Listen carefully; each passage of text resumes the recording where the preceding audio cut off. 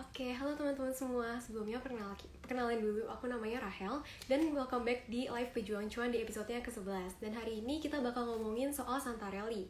Nah, sebelumnya aku mau jelasin dulu. Cari Cuan itu adalah platform investasi dan platform tentang edukasi, investasi dan juga literasi finansial. Jadi buat teman-teman semua yang baru mau terjun nih ke dunia investasi atau baru belajar-belajar, kalian harus banget nih belajar di Cari Cuan karena informasi yang dikasih itu lengkap banget dan juga selalu terupdate.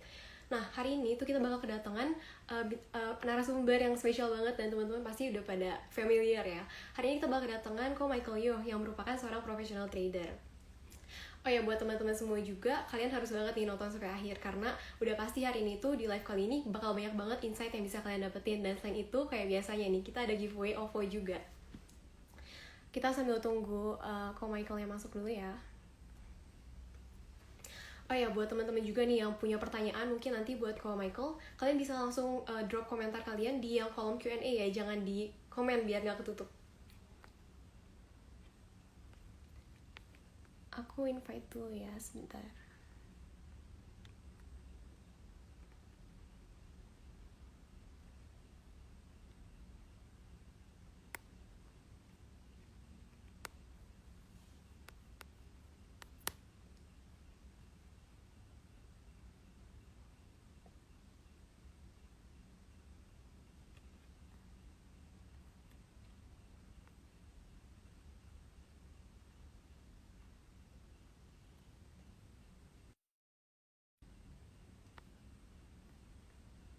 Sorry, Ko Michaelnya boleh request aja nggak? Soalnya nggak ada kolom buat nge-invite-nya ini.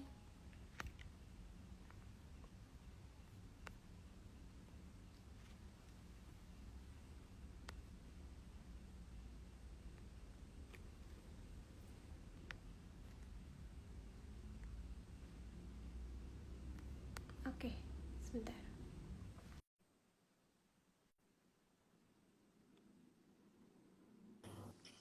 Halo Rasel. Oke, halo. Nah, mungkin sebelum mulai live-nya nih, kalau boleh dong kenalan Hmm, dulu ke teman-teman semua yang lagi nonton live ini. Oke, salam kenal semuanya. Kenalin aku Michael Yoh. Hari kali ini sebenarnya udah lama sih pengen live sama Cari Cuan, cuman kemarin waktunya momennya nggak dapet, lalu udah keburu rame, ya udahlah ini baru belakangan ini live sama Cari Cuan. Oke. Eh, nah, sebelumnya kan kita mau ngomongin soal Santarelli ya kali ini kok. Nah, Mm-mm. buat teman-teman semua ingat ya kalau misalkan kalian ada pertanyaan apa, boleh langsung di drop di kolom Q&A aja ya, jangan di komentar biar nggak ketutupan. Nah, untuk openingnya dulu nih kok, sebelum kita ngomongin Santarelli-nya, boleh dong minta outlook-nya soal IHSG di Desember ini. Oke, jadi malam ini atau di kurang lebih mungkin di subuh hari Kamis ya. Hari ini kan Rabu, Selasa ya. Nah, kita akan menghadapi suatu momen penting, yaitu yang namanya FOMC. Jadi FOMC ini merupakan rapat yang digelar oleh The Fed, di mana ini merupakan penentuan dari kebijakan yang akan dilakukan oleh US. Nah, kita tahu kalau US ini punya kebijakan keuangan itu menjadi benchmark bagi seluruh dunia keuangan yang ada di negeri ya. Jadi ketika US melakukan apa, maka yang lain akan mengikuti. US melakukan apa, maka yang lain akan mengikuti. Most likely ya di FOMC nanti akan ada potensi kemungkinan bahwa pengurangan pembelian bonds akan semakin dipercepat. Yang itu artinya bahwa sinyal bahwa market itu akan menjadi hawkish, yang artinya ini memberikan sinyal bahwa tapering akan segera dilakukan atau kenaikan suku bunga. Jika itu terjadi, apa yang akan berdampak ke kita ya? Salah satunya adalah dolar akan menguat. Nah, kita tahu kalau dolar menguat maka itu akan berdampak negatif ke Indonesia. Nah, di Desember ini memang kita akan menghadapi momen penting, yaitu di minggu ini akan menjadi penentuan bahwa apakah Santa Claus Rally akan datang atau enggak, tapi saya masih punya keyakinan bahwa Santa Claus Rally will happen. Yang paling penting adalah di areal 6.400 itu menjadi kunci bagi IHSG untuk dipertahankan. Oke. Kalau gitu, sebelum kita ngomongin ini kan udah disinggung juga nih soal Santarelli. Sebenarnya Santarelli itu apa sih kok?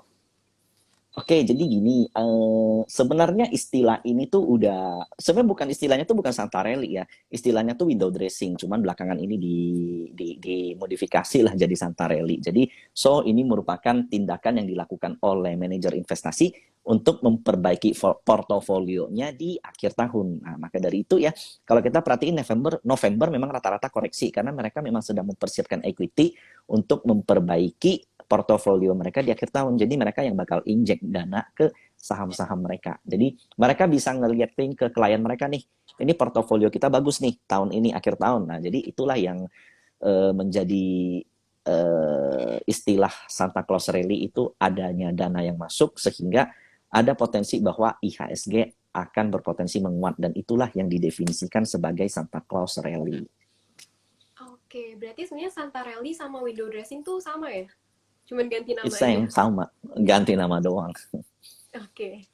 Nih kan kok tadi udah dibahas juga nih soal bulan Desember itu biasanya IHSG-nya udah menguat kan dari hijau. Nah, Mm-mm. tapi sekarang ini tadi udah dibahas juga kalau ada info soal tingginya inflasi di US dan nanti akan terjadi tapering juga. Nah, itu kira-kira gimana nih ke Santarelli? Mungkin boleh dong dibahas lebih dalam lagi. Oke, sebenarnya kalau kita lihat dari awal, jadi IHSG rally atau enggak itu kan acuannya adalah akhir November ya. Nah, Iya, iya. sekarang kita perhatiin bahwa ini kebetulan saya depan depan laptop. Jadi IHSG di per hari ini ya itu menguat sebesar 1,25%. Dan itu masih sebenarnya kalau dibilang merah tuh enggak. Nah, bahkan ya di tahun 2014 menguatnya itu hanya di tahun 2013 menguatnya hanya 0,4%. Nah, so sebenarnya ini kita memang sedang dalam posisi rally dan IHSG to be honest hari ini koreksi lumayan dalam ya 0,8%-an sempat meskipun menguat di closing dan itu juga terjadi di seluruh regional. Jadi bursa Hang Seng, kemudian Nikkei, kemudian HSI, Hong Kong itu semuanya kompak koreksi itu dalam rangka persiapan FOMC nanti malam yang akan di-announce di Kamis dini hari. Nah, so menurut saya memang secara sejarah Santa Claus Rally itu bukan berarti tiap hari hijau, tapi memang di closing memang rata-rata ya selama 10 tahun itu di 3%-an lebih. Nah, ini kita sebenarnya udah setengah rally-nya. Nah, cuman bedanya kali ini rally-nya itu memang nggak dipimpin oleh blue chip, tapi di saham-saham yang memang saham-saham yang kapitalisasinya kecil atau second liner. Itu yang bedanya gitu. Oke, mungkin kenapa sih kok sekarang ini banyaknya justru second liner yang manggung dan bukan blue chip? Itu kan berarti beda ya sama tahun-tahun sebelumnya. Mm-mm, mm-mm. Jadi memang pertama ya, trigger pertama itu dari adanya varian baru COVID yaitu Omicron. Jadi banyak market yang mengantisipasi terhadap perkembangan dari virus tersebut yang dimana hari ini atau kemarin aku lupa ya. Jadi ada berita yang mengatakan kematian pertama karena Omicron itu sudah terdeteksi itu di daerah mana aku lupa.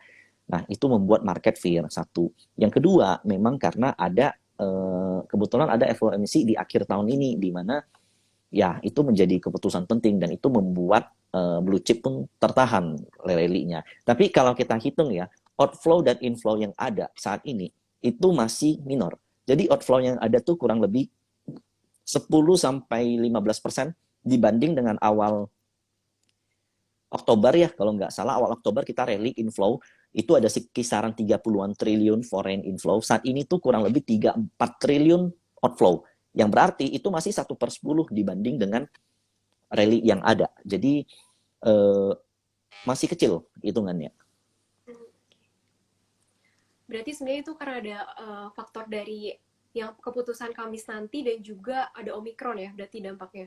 Yes, yang Nah, yang kalau yang gitu, mm-mm. nah kayak kalau gitu buat trader sebenarnya sekarang ini strategi yang paling baik tuh kayak gimana sih? Oke, to be honest, kalau saat ini kita swing ya di saham blue chip, maka portofolio kita nggak akan kemana-mana. Gimana sih ngantisipasinya? Maka sebenarnya caranya tuh dua. Yang pertama adalah uh, kita harus pisahkan portofolio kita yang swing dengan yang untuk trading cepat. Nah, to be honest, saya cukup menikmati marketnya karena market cukup volatil, di mana ketika drop dalam tanpa volume, biasanya closingnya tuh ngangkatnya tinggi. Nah, hari ini banyak banget saham yang closingnya ngangkat tinggi banget. Contohnya, beberapa saham dia turun ke bawah, closingnya naik banget ke atas. Hari ini ada contoh, ada BBYB. Dia di bawah banget, closing naik. Eh, Agro juga seperti itu. Mari juga seperti itu. Befik juga seperti itu. Banyak banget volatilitas-volatilitas yang trader bisa manfaatkan setiap harinya. Dan itu bisa menolong portofolio swing kita yang stuck. Nah, so untuk menghadapi hal-hal seperti ini adalah satu, kalau kalian tetap pada style swing trader, maka saya bisa pastikan portofolio kalian nggak kemana-mana. So, untuk mengantisipasi atau untuk mengejar return, maka kalian harus siapkan cash minimal 50% untuk menangkap momentum-momentum harian tersebut. Nah, itu yang menjadi kunci sih. Oke, berarti mungkin lebih manfaatin momentum kali ya, jangan terlalu greed juga ya untuk saat-saat sekarang ini. Yes, kalau seandainya kalian terlalu agresif di saat ini, jadinya 50-50 kan. We don't know apa yang terjadi nanti malam, besok. Besok subuh contohnya. Jadi kita mesti prepare, bagaimanapun kita harus prepare for the worst. Jadi IHSG di prepare aja turun dulu ke 64 ke bawah. Tapi di opini saya, di prediksi saya, 64 ke bawah sedikit, itu maksimal penurunan.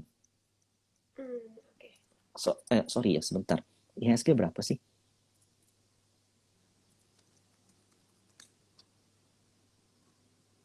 Oh, sorry, salah. 6.600 ke bawah sedikit, itu koreksi maksimal. Oh, iya, oke. Berarti masih support kuat juga ya di 6.600 itu? Ya, 6.600 tuh kuat banget. Hari ini sentuh kan dan rebound. Dan meskipun reboundnya nggak begitu kenceng, saya punya proyeksi dalam, hari ini kan Selasa, Rabu dan Kamis itu nggak jauh-jauh dari 6.600. Di Jumat kita rebound. Kebetulan di Jumat itu ada cycle di mana bursa memungkinkan untuk reversal. Itu di Jumat. Oke. Nah, mungkin teman-teman semua aku mau umumin dulu kalau hari ini tuh ada giveaway OVO 100.000 buat 3 orang pemenang. Dan caranya masih kayak biasa, tinggal SS IG Live ini aja, post di story kalian, tag @caricuan official juga @michaelyong. Ada di pin komen ya buat detailnya. Nah, mungkin lanjut lagi nih kok. Kan kalau tadi udah dibahas yang cocok tuh buat swing trading. Nah, tapi kalau scalping itu gimana? Apakah cocok buat sekarang atau gimana? Ya, to be honest, ini marketnya market scalper gitu. Coba kita perhatikan ya, hampir setiap hari gainer-gainer itu berasal dari saham-saham yang boleh dikatakan bukan second liner, third liner malahan. Dan itu merupakan momen-momen di mana scalper bisa beraksi karena dana-dana retail itu fokusnya ke situ. Kalau dana retail fokus ke blue chip, itu kan pasti nggak ngangkat. Even big player aja susah ngangkat saham blue chip. Nah, so memang itu alasan kenapa sebenarnya ya, saya tuh hampir nggak pernah 100% di full stocks. Alasannya adalah saya selalu mencari momen atau momentum di mana ada saham yang bisa saya ambil tangkap momentumnya setiap hari. Karena setiap hari akan, kan nggak mungkin ya, contohnya saya punya saham ABCD bullish banget ya. Outlook-nya bisa sampai 300%. Nggak mungkin setiap hari naik dong. Bisa jadi ada satu momen dia udah naik, kemudian koreksi 1 minggu atau 2 minggu. Selama 1-2 minggu itu saya harus ngapain? Diem gitu. Kalau saya nggak bisa. Kalau saya tuh minimal saya bisa nangkep momen koreksi tersebut, pindah ke saham yang lain. Nah, so itu alasan kenapa di portal saya akan selalu ada cash yang saya prepare untuk melakukan scalping. Nah, memang di momen market seperti ini, scalper itu lagi berjaya ya, karena saham-saham liner itu rata-rata manggung. Tapi sebenarnya kalau di opini saya, jika ada pergerakan yang ekstrim, contohnya hari ini kan cukup ekstrim, minus 0,8%. Disitulah sebenarnya ada peluang. Kalian bisa buy on dip, perhatikan areal demand, perhatikan bid dan offer, perhatikan juga volume, perhatikan trend, dan di situ kalian bisa entry untuk mendapatkan, ya, let's say profit 2, 3, 4% setiap hari itu bisa. Contohnya BBYB opening hari ini tiba-tiba ARB. Closingnya plus 1%. Ya, that means kalau seandainya kalian berani beli di ARB, itu kalian 8% instan. Lalu kemudian kayak saham-saham lain juga banyak banget yang kalau kita buy on dip hari ini rata-rata rebound. Itu tergantung dari kalian punya hedging portfolio sih. Kalau kalian full stocks ya nggak mungkin berani. Masa sahamnya udah full BBNI harus pindah ke saham gorengan, pasti nggak berani kan. Nah, so maka saya selalu spare cash di situ. Oke, berarti mungkin kalau buat saat-saat ini lebih cocok buat trading dan juga scalping ya? Yep, bener. Oke. Nih, kalau sebenarnya kan Kormia sering share anytime di Instastory. Nah, itu gimana sih sebenarnya cara screeningnya dan milih sahamnya? Kan sebenarnya banyak kan saham-saham third liner juga, dan juga second liner kan, yang mungkin nggak banyak dikenal orang juga. Jadi kalau memang kita berharap rally, contoh, kalau hari ini kalian berharap Telkom rally 4% itu most likely impossible. Kalau berharap hari ini BBNI rally 3% itu most likely juga impossible. IHSG-nya minus 0,8. Kalau seandainya BBNI plus 3%, harusnya IHSG hijau gitu. Itu secara probabilitas saja kita tahu. Maka dari itu, sebenarnya ya kalau seandainya kalian tujuan dari melihat IHSG itu apa sih? Ada yang mengatakan begini, IHSG itu nggak penting dilihat. Yang penting saham kita hijau. Nah, to be honest, kalau kalian bisa melihat IHSG koreksi, maka stock pick kalian itu bakal bisa kalian alihkan. Kenapa saya udah nggak lihat BBNI, saya nggak lihat BBTN, saya nggak ngelihat Pegas, BMRI, BBCA, kenapa saya abaikan itu untuk saat ini? Karena memang most likely mereka susah jalan di posisi IHSG seperti ini, malahan condong koreksi. Nah, so, jika memang IHSG koreksi, maka persempitlah screening kalian ke saham-saham yang memang memungkinkan kalau IHSG koreksi mereka yang bergerak. Itu satu. Jadi kalau seandainya IHSG koreksi, kalian charting di BBNI ngapain gitu. IHSG potensinya breakdown. Kalian charting di BBNI, BBCA, Pegas, Telkom ngapain? Most likely udah bisa dikatakan probabilitas mereka bakal hijau itu susah. Nah, saat itu pindahkanlah ke second liner. Nah, second liner yang perlu dicek apa? Biasanya saya cara ngeceknya, saya buka top gainer atau top loser. Nah, di situ bakal kelihatan pergerakan yang volatil kan. Kalau top loser kan berarti minus 7%, paling enggak. Top gainer paling enggak di atas 10% atau di atas 15%. Di situ kalian bisa analisa, besoknya dia bakal kemana. Nah, itu cara biasa saya screeningnya seperti itu. Contoh, hari ini maybe top gainer apa ya? Sebentar ya.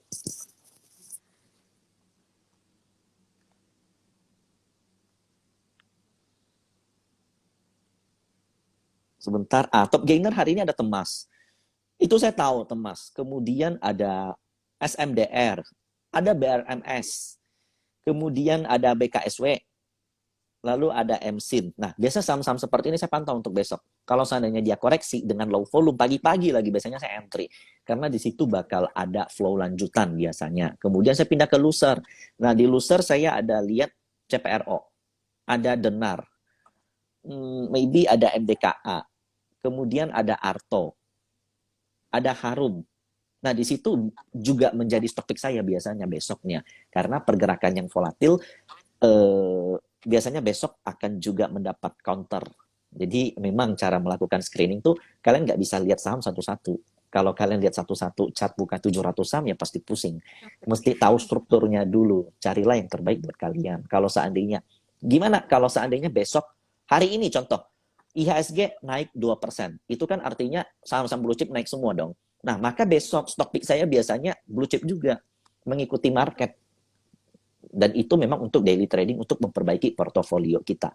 Yang swing gimana? Contohnya, dulu kok MY pernah bilang saham ABCD bakal ke sini. Sekarang kok nggak pernah dibahas? Ya dia bakal ke situ, tapi untuk saat ini enggak. Nah, selama itu kalian mau ngapain? Diem atau cari peluang tiap hari? Nah, kalau saya akan selalu cari peluang tiap hari karena saya selalu ada alokasi cash untuk portofolio saya setiap hari. Nah, itu yang saya lakukan setiap hari. Oke, berarti kita tuh harus lihat lihat yang cari yang top gainer dan juga top loser hari ini, terus kita lihat flow-nya juga ya, buat Yep, nentuin kira-kira saham mana sih yang oke buat besoknya gitu. betul. Oke, kalau tadi kita udah bahas soal trading dan juga scalping, kira-kira kalau buat investing di masa sekarang itu kira-kira udah tepat belum sih buat masuk atau masih nunggu koreksi yang lebih dalam lagi aja? Karena kan kalau investing tuh kita bakal hold lama ya. Mm-mm. To be honest ya, saat ini tuh fundamental atau invest dia punya rotasi sedikit berbeda. Karena market tuh benar-benar dinamis, jadi jangka waktu investasi long term itu semakin pendek. Mungkin kalau dulu investasi 5 tahun, 10 tahun is oke. Nah, saat ini tuh maybe 2-3 tahun tuh udah long banget, ya kan? Dalam 1 tahun aja udah banyak banget perubahan yang ada di market. Nah, kemarin dan hari ini saya dapat banyak banget outlook market tahun 2022. Mulai dari JP Morgan, dari BlackRock, kemudian dari Credit Suisse, kemudian dari CLSE, kemudian dari Cardano. Hampir semua yang saya baca, saya belum baca habis, tapi rata-rata yang saya baca mengatakan tahun depan adalah sweet spot untuk Indonesia atau untuk emerging market. Meskipun dihantui oleh tapering, tapi rata-rata mengatakan bahwa ruang pertumbuhan, terutama Indonesia, itu masih besar. Kenapa? Kita tahu inflasi di US terakhir kali 6,8%, hampir 7. Inflasi di Indonesia berapa sih? Setengahnya, 3% lebih. Yang berarti jika kita punya ruang pertumbuhan inflasi lebih besar lagi atau bertumbuh lagi di tahun 2022, maka aliran dana akan pindah pelan-pelan ke Indonesia. Nah, so dalam investasi yang perlu kalian lakukan di sini itu adalah memilih saham-saham yang memang kemarin menjadi losers atau sektornya laggard. Laggard itu bisa dibilang ya banking kita laggard, properti kita terlambat, komoditas kita juga harganya masih di situ-situ aja. Nah, so untuk investasi ke depan pilihlah sektor yang memang saat ini masih terlambat. Dan itu akan dipimpin oleh sektor banking, komoditas, dan I think properti sih. Oke. Berarti justru kita cari yang belum jalan ya sekarang ini kalau buat investing. Yep, betul. Kalau seandainya memang kalian pilih yang udah naik kenceng, contohnya saham teknologi yang udah ribuan persen, I think kalian justru tahun depan akan menemui banyak rintangan ya. Selain dari naiknya suku bunga, kemudian akan ada aksi taking profit segala macam, kuatnya dolar segala macam, dan apalagi to be honest sampai saat ini di Omicron dampak terlalu besar terhadap dunia kesehatan itu kecil.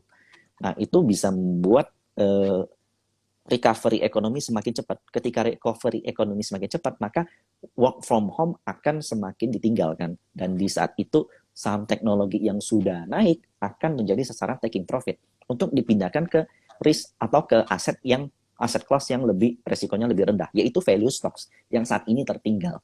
Nah, so saya tadi saya juga coba-coba orang kumin, so far ya mengatakan bahwa tahun depan adalah tahun dari value stocks, bukan tahun dari tech stocks. I still don't know apa yang terjadi, tapi saya juga percaya bahwa tech stock yang specifically, yang punya corporate action, yang punya strong fundamentally, yang punya ruang growth tinggi, masih tetap akan naik, tapi terbatas. Not all tech stock. Kalau tahun ini kan all tech stock naik gitu, tapi tahun depan tech stock bisa naik, tapi specifically enggak semua. Berarti tahun depan tuh lebih ke value stocks ya berarti? Yep, betul. Oke. Nah, buat teman-teman semua, aku mau ingetin lagi kalau Cari Cuan itu adalah platform tentang edukasi tentang literasi finansial dan juga investasi. Jadi buat teman-teman semua yang mau belajar, kalian bisa banget belajar di Cari Cuan karena informasinya tuh banyak banget dan juga kayak insight-insightnya juga banyak banget. Nah, aku juga mau ingetin lagi untuk giveaway OVO 100.000 buat 3 orang pemenang. Detailnya bisa kalian lihat di pin komen ya. Nah, mungkin kalau kan kita udah bahas nih dari tadi soal trading, investing, dan juga buat scalping ya. Kira-kira kalau buat sekarang ini sektor apa sih yang menarik? Karena di akhir tahun ini ada regulasi pemerintah yang mengharuskan bank digital atau bank kecil itu minimal punya equity 3 triliun. So, I mean banyak saham bank digital yang isunya dikeluarkan. Good news juga dikeluarkan, di mana ada berita akuisisi segala macam. So I choose digital banks to this month ya. Jadi bulan ini saya menjagokan sektor digital banks sebagai sektor yang akan mendapatkan rally utama, yaitu ada beberapa sih. Berarti kira-kira sekarang ini masih oke ya buat masuk ke digital banks atau udah terlalu tinggi, udah telat gitu masuknya? Kalau kita bicara dari per saham ya, beberapa saham memang udah mencatatkan kenaikan yang luar biasa. Contohnya BA itu udah over di opini saya. Kemudian ada BEFIK yang menurut saya potensinya masih ke 300-an, 400-an. Ada BGTG yang potensinya menuju all time high. Ada BBYB yang potensi menembus 3.000. Ada Arto yang berpotensi juga menembus all time high, dan ada Agro yang memang masih banyak seller tapi saat ini memang masih sideways, tapi dia juga punya potensi break 2.200-an dan menuju 2.500. Jadi BEFIK, BGTG, Arto, BBYB, dan apa ya tadi, dan Agro itu yang potensinya masih oke. Kalau BBHI dan BNBA terus terang udah ketinggian. Oke, berarti sebenarnya masih kita bisa lihat juga momentum masuknya itu kapan ya. Jadi nggak bisa asal masuk juga ya untuk saat-saat ini. Karena Bener, karena volatilitasnya tinggi banget sih. Kayak today itu terus terang market acak banget. Saya agak bingung sama market today. pagi-pagi ada yang ARB, kemudian ada yang naik kenceng dibanting lagi ke bawah. Jadi today market memang benar-benar rata-rata pada wait and see untuk ya besok juga menurut saya bakal kejadian yang sama, nggak bakal kemana-mana. Jadi minggu depan di akhir minggu ini baru kelihatan jelas bakal naik atau turun. Yang di opini saya, kalau kita masih terus mengalami penurunan di Jumat atau Senin ada potensi reversal karena itu memang secara time cycle memang ada momentum reversal di situ. Oke, mungkin ada beberapa ada yang nanya nih yang berkaitan sama bank juga. Kira-kira ini baca bank BABP itu gimana ya? Ada yang beberapa yang nanya di komen. Oke,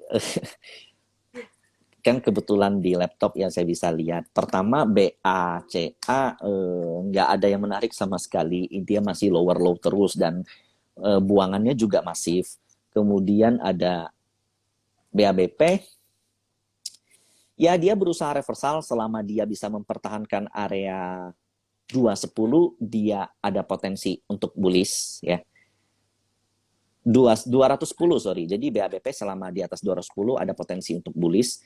Yang lebih di antara tiga itu yang paling potensi BANK. Ya, kalau BANK areal support tuh 2400 selama dia nggak breakdown masih oke. Cuman ya memang saat ini by technical pun dia tertekan terus. Jadi tiga itu yang paling menarik BANK dan saya belum ngelihat ada potensi rebound dalam waktu dekat. Oke, mungkin ada satu lagi nih yang nanya tadi soal BBKP. Iya, BBKP. Oh, jadi BBKP semenjak dia melakukan right issue dengan harga yang agak rendah sampai saat itu masih ketekan banget. Nah, terus terang dia akan valid reversal jika bisa ngelewatin 325 dan areal demand terdekat adalah 296. Jadi saat ini krusial banget. Dan untuk momen reversal apakah ada atau enggak, to be honest saya nggak tahu. To be honest sampai sekarang pergerakannya masih terlalu acak untuk saya analisa. Oke, semoga menjawab ya yang tadi nanya. Nah, buat teman-teman semua, aku mau ingetin lagi untuk giveaway hari ini. Jangan lupa ikutan ya, karena caranya gampang banget. Bisa langsung lihat aja syarat-syaratnya apa aja di pin komennya. Oke, mungkin tadi udah bahas soal bank. Kira-kira kalau sektor teknologi sendiri, itu oke nggak sih kok buat sekarang ini? Kan kalau untuk agak jangka panjang tuh agak kurang ya, lebih ke value stocks. Tapi kalau untuk saat ini, bisa nggak sih kita manfaatin momentum untuk masuk ke saham-saham teknologi? Sebenarnya gini, Rasel, kalau jangka panjang justru bagusnya itu tech stock, tapi jangka menengah enggak. Jadi tahun depan itu ada potensi tech stock mengalami banyak halangan karena fit rate itu, tapi in long term ya growth stock atau yang berbasis teknologi itu bakal menjadi pemenang. Itu satu. Yang kedua, untuk saat ini memilih tech stocks memang nggak bisa sembarangan, nggak bisa all tech itu naik semua, nggak bisa. Nah, beberapa saham tech stock yang saya lihat masih punya potensi adalah maybe satu ada MTDL, dia masih high terus. Kemudian ada Mari dan Aba, kemudian ada BBYB, Arto Agro. Kalau teman-teman bilang MLPL, MPPA, sampai saat ini saya lihat masih belum ada potensi untuk reversal sih. Jadi memang untuk saat ini tuh nggak semua tech stock tuh rally. Jadi mesti tech stock yang memang dia punya corporate action. Jadi sebenarnya tuh kalian kita nggak beli tech-nya, tapi beli valuasi ke depannya yang dilakukan oleh fundamental perusahaannya gitu. Berarti lihat growth-nya juga ya, mungkin kalau untuk tech stocks. Betul, kita lihat ruang growth-nya ada nggak yang ini. Jadi bukan hanya berharap sama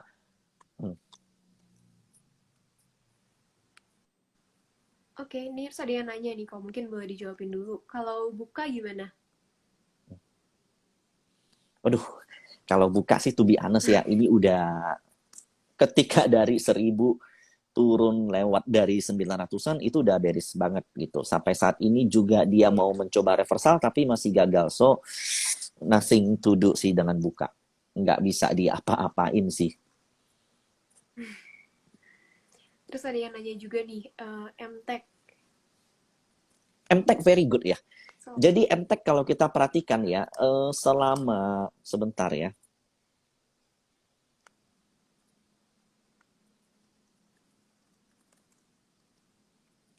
MTech kalau saya tarik dari, let's say dari awal Desember ya, sampai saat ini tuh rutin diakumulasi oleh AK. AK itu CLSE, kemudian CC itu Mandiri Sekuritas, kemudian ada KZ, ada ZP, itu akumulasinya gede banget, itu satu. Yang kedua, MTech sendiri saat ini, hari ini dia tuh harus mestinya hijau, tapi ketahan sama resisten 2250. So, teman-teman bisa buy on weakness di 2100 sampai 2000. Jadi, potensi dia tuh masih bisa kurang lebih ke 2750 atau last high dia. MTech very good. Reversalnya udah kelihatan. Udah ada reversalnya, dan saat ini kalau dia koreksi is an opportunity to buy. Oke, berarti MTech good ya. Ya, Kalau satu lagi nih, kalau misalkan DMMX itu kan kemarin ini ada ini ya, dia udah mau ada si cepat tuh mau IPO, dan si cepat itu salah satu investor di DMMX. Kira-kira oke nggak sih DMMX ini? Udah pasti kalau saatnya si cepat IPO dan harganya naik akan meningkatkan valuasi daripada DMMX ya. Nah, saat ini sendiri DMMX kan kemarin masuk MSCI. Setelah masuk MSCI, inflow-nya tuh hilang. Jadi wajar banget kalau sekarang dia koreksi. Nah, saat ini kalau DMMX bisa mempertahankan 2.500, itu artinya dia masih punya ruang kenaikan lagi ke atas 2.500 titik kuncinya. Oke, berarti harus dilihat juga ya DMMX nanti kalau si cepat IPO. Ya, Satu lagi nih, mungkin ada beberapa yang nanya juga soal friend. oke. Kalau friend terus terang sih agak berat ya. Jadi banyak yang berekspektasi dia itu double bottom. Meskipun dia belum double bottom, baru titik rendah yang sama. Jadi saat ini titik terendahnya kan 83. Nah, jadi kalau 83 dipertahankan, saat ini kan 91. Ya teman-teman bisa spek under 83 dipotong, di cut. Jadi kalau selama enggak turun dari bawah 83, ya dia punya potensi untuk rebound. Tapi terus terang sellernya gila.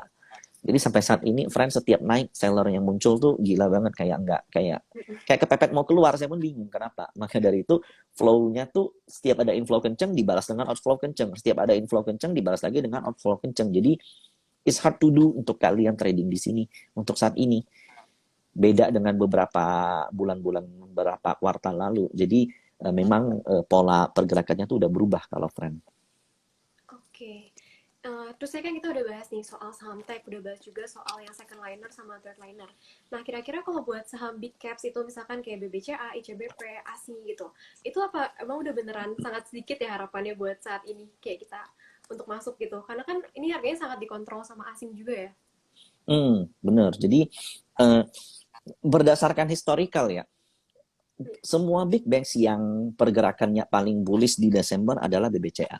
Nah, itu fakta yang sedikit unik ya, karena banyak yang trading di saham lain, karena banyak yang mengatakan bahwa BBCA lelet segala macam, tapi faktanya selama bulan Desember yang punya gain paling konsisten dan paling besar adalah BBCA. Nah, BBCA sendiri ya, saat ini ya, dia ada di areal krusial di 7.250. Hari ini kan 7.300 closingnya.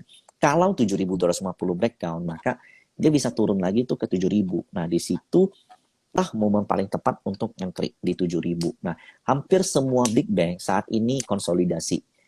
Dibilang bearish enggak. Dibilang bullish, dia masih sideways, istilahnya masih istirahat. Dan I think dia sedang menunggu FOMC besok hari Kamis dini hari nanti. Jika hasilnya direspon bagus oleh market, maka itulah momen sisa 15 hari ke depan yang akan menjadi momen window dressing atau Santa Claus rally. Dan teman-teman perlu ingat ya, berdasarkan historical juga, window dressing itu bukan berarti tiap hari rally. Akan ada banyak momen-momen dia swing low, tapi dia konsisten masih naik ke atas. Nah, itulah momen-momen di mana kalian diuji ketahanan kalian atau kemampuan kalian untuk melihat harga low tuh di berapa. Itu yang really important for me, yang untuk saya sampaikan. So, Santa Claus rally itu bukan artinya kalian beli diamin cuan gitu. Kalian mesti lihat mana yang berpotensi naik dan mana yang breakdown, harus dipindah kemana. Dan memang pemimpin dari IHSG masih dipimpin oleh sektor banking. Jadi BBNI, BBCA, BBRI itu masih merupakan favorit dari para retail ya. Favorit untuk window dressing ya. BBNI yang sebenarnya paling menarik karena dia punya potensi membentuk pola bullish flag. Saat ini tuh sedang dalam pembentukan flagnya. Dalam pembentukan flag memang dia lower low terus, turun terus, tapi dengan volume yang rendah. Nah, so wajar kalau kalian bosen karena ini udah dari Oktober ya. Jadi udah 1 bulan, sekarang Desember. Ya, Iya, jadi udah 2 bulanan sudah memang, sekitar 2 bulan. udah 2 bulanan memang nggak kemana-mana. Tapi kalau kalian lihat lowestnya dari sebelum Oktober itu rally-nya, itu kalau momennya udah rally, FOMC ini bagus, maka rally itu bakal nggak karu, bisa 2% 1 hari, 3%, kemudian retrace-nya sedikit banget. Yang kita tahu rally dari saham banking kalau dia udah mau rally, retrace-nya tuh kecil banget, amat jarang banget. Kalian bakal bingung, selama ini 2 bulan nggak kemana-mana, kok ini rally terus nggak ada koreksinya. Nah itu kalian mesti ubah lagi cara permainan kalian gitu. Oke. Oke, mungkin Ada yang nanya terakhir IG nih kok. tuh. Kan tadi udah sempat disinggung Mm, juga nih soal oke, sorry agak nge-lag. Soal Omicron kan udah sempat disinggung juga. Nah, kira-kira mm. sektor healthcare itu bakal manggung lagi nggak ya? Kayak misalkan KF, INAF, KLBF, sama IRRA. Kayak kan kalau KF di Inaf. gelombang kedua Mm, sama satu, itu kan tinggi mm, banget, healthcare-nya naik banget kan ya. ya? Karena begini, kalau di pandemi ya, KF Inaf itu kan menjadi ekspektasi kalau mereka mendapatkan jatah untuk vaksin ya. Satu. Nah, untuk kali ini vaksin tuh udah nggak lagi menjadi, istilahnya udah nggak menjadi cure atau nggak menjadi kryptonite dari Iya. Omicron ini. Yang menjadi permasalahan adalah lebih ke swab testnya. So, untuk IRA, kemudian PRDA, kemudian ya, let's say IRA dan PRDA ya, di mana tempat menjadi swab test segala macam. Nah, di situ I'm very bullish di situ. Jadi IRA sendiri by technical ya, dia ada potensi menembus area 2.300 untuk menuju ke 3.000. Itu IRA. Sementara PRDA dari dia di 7.000 sebenarnya saya udah prediksiin ke 10.000. Hari ini kejadian dan ini nggak beres ya, karena market lagi jelek, jadi dia masih ada potensi ngelewat dari 10.000. Tapi kalau KF Inaf dan KLBF, sorry to say, it's hard untuk mereka mendapatkan ruang kenaikan. Oke, karena vaksinnya udah nggak jadi need utama ya di Omicron ini. Iya, bener, udah nggak menjadi hal yang diperlukan lagi. Yang menjadi permasalahan adalah sekarang lebih ke swab test yang menjadi Iya, tesnya. kebutuhan masyarakat. Oke, mungkin ini ada satu pertanyaan lagi dari audiens. Kalau sektor coal dan CPO, bagaimana view-nya kok? Ini Pertama buat kalau ngebahas untuk juga dari tadi. pertama kalau untuk call ya, yang mesti kalian perhatikan bukan harga call-nya lagi. Oke, ingat. Karena harga call kita berkaca, senaik-naiknya harga call itu bakal diintervensi oleh pemerintah China atau Xi Jinping. Mereka punya power untuk mengendalikan harga call. Itu satu. Yang kedua, untuk memilih saham call, pastikanlah saham call tersebut atau emiten tersebut sedang melakukan transisi ke energi terbarukan. Karena begini, kita kan sedang menghadapi yang namanya krisis, global krisis ya, climate change. Nah, itu menjadi fokus utama dari foreign investor. Jadi foreign investor saat ini sedang menggalakkan yang namanya ESG Index, Environment, Social, dan Government. Jadi, jika ada emiten yang memberikan dampak polusi besar terhadap lingkungan, maka investasi itu nggak bisa ke situ. Nah, itu membuat perusahaan emiten-emiten seperti ini akan susah mendapatkan pendanaan. Nah, maka dari itu mereka mesti shifting. Mendapatkan earning nggak hanya dari coal, mungkin bisa dari komoditas yang lain. Dan itu memang sudah dilakukan oleh beberapa perusahaan coal yang ada di Indonesia. Salah satunya mungkin Adaro. Nah, kemudian saya juga suka sama PTBA, by technical dia bullish. Jadi untuk saham call ya, memang yang perlu diperhatikan tuh bukan cuma harga call lagi, tapi memang perusahaan ini ada turnaround story nggak. Nah, sebenarnya ini challenging menurut saya ya. kalau seandainya mereka berhasil melakukan shifting, maka ini menjadi turnaround. Yang perlu kalian harapkan bukan call-nya lagi, tapi perusahaan ini yang berhasil merubah earning-nya bukan lagi hanya bergantung pada call. Nah, kalau CPO ya sebenarnya CPO bullish, tapi hampir seluruh saham CPO ya, aduh itu ngebosenin banget, nggak kemana-mana, harganya malah gitu-gitu aja. So I don't look di sektor of CPO gitu. Berarti mungkin untuk Core dan CPO ini kalian harus lihat-lihat juga ya, kayak gak bisa mengharapkan apa call-nya yang naik gitu, tapi harus lihat ke Ya, perusahaan ya. Oke, mungkin itu aja kok, betul. itu last question untuk live hari ini. Thank you so much udah mau ngobrol-ngobrol dan juga ngasih banyak banget insights. Oke, Thank thank you, you. Rasel. Buat teman-teman semua jangan lupa ikut giveaway-nya juga ya. Oke, thank you.